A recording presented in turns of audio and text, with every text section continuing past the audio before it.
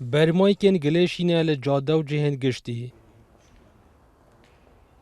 پشتیکو کارگاه واوارتنا گلیشی لکومالگاه قدش هاتیا دانان تارادکی آریشا سوتنا گلیشی چارا سر بویه. لینها لگلک جهان خلق پیگریه با کمکرنا گلیشی ناکنو لچندین جهن گشتی دهیتا کمکرن.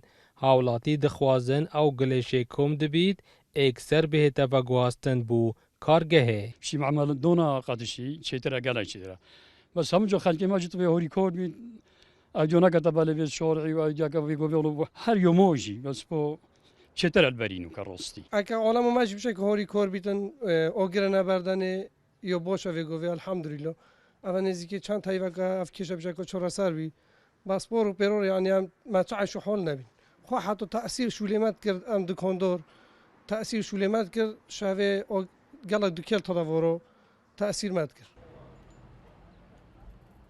قایمقام قضا آمدی دیار دکد کو بشک کارگه مایه به تمامی بکویده ادکاری دا.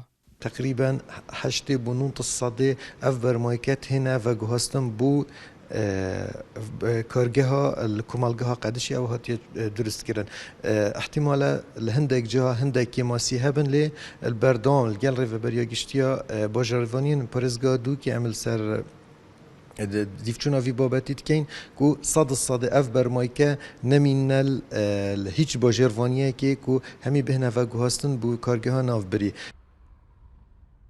کارگاه واوارتنا گلیشی دکویتا کمالگاه قدشه و گلیشی سرجم باجروانیا دلوی کارگه خرو بیت.